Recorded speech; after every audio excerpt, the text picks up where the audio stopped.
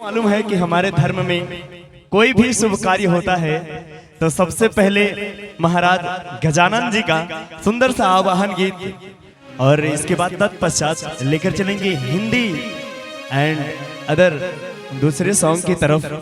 तो आइए लेकर चलते हैं। कहना है कि पंखों पर इतना गुमान मत करो जिनके हौसलों में उड़ान होती है। जी हाँ, कि पंखों पर इतना गुमान मत करो जिनके हौसलों में उड़ान होती है, और सपने उन्हीं के सच होते हैं मेरे भाइयों जिनके सपनों में जान होती है, सपनों में जान होती है। आइए लेकर चलेंगे गीत संगीत के दिन। भैया जो ब्लैक शर्ट पहने हैं आपको पहचान रही हुआ चनवा चौराहे के पास, और आप भी आरपी आर्यन पब्लिक स्कूल के टीचिंग स्टाफ में शायद अकाउंट ऑफिस से हैं सर आप, है ना? आइए बहुत बहुत आभार अभिनंदन व्यक्त करते हुए अल्ताफ भाई हाँ एक स्कूल में पढ़ चुके हैं, और भैया आरपी आर्यन में ये जो इधर बैठे हैं हमको सारे RP Aryan school public school के स्टाफ लोग हैं। बहुत बहुत आभार अभिनंदन व्यक्त करते हुए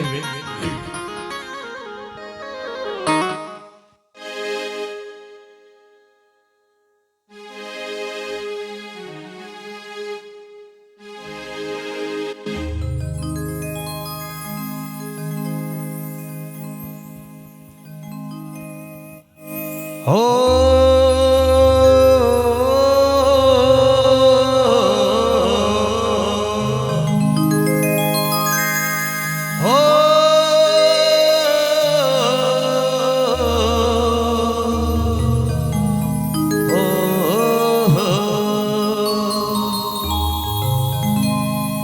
ये वक्रतुंड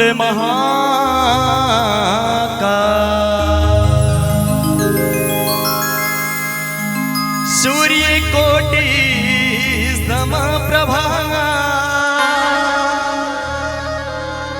निर्विघ्नं कुरु मे देवा सर्वे कामेषु सर्वदा। बोले गणेश महाराज की। आए भैया सुंदर सा लाइन है कि मारो अंगना पधारो श्री गणेश जी, आओ आओ गहन राज गणेश जी।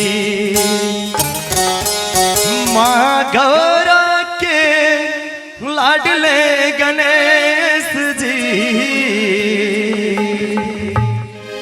माँ गौरा के लाडले गणेश जी, मारो अंगना पधारो श्री गणेश जी, मारो अंगना पधारो श्री गणेश जी। माँ गौरा के लाडले गणेश जी, माँ गौरा के लाडले गणेश जी, आओ अंगना पधारो श्री गणेश जी, आओ अंगना पधारो श्री गणेश जी।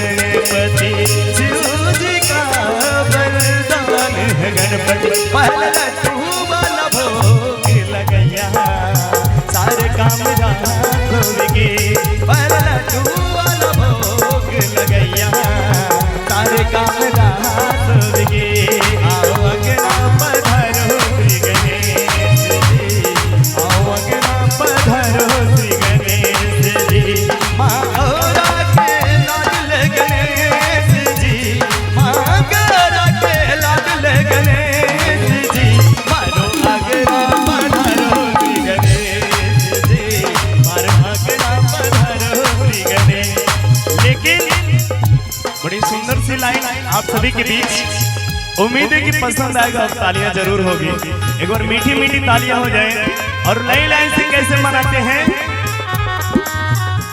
तेरी पूजा करो तेरा अर्चन करो सच श्रद्धा से तेरा आवाहन करो तेरी पूजा करो तेरा अर्चन करो सच श्रद्धा से तेरा आवाहन करो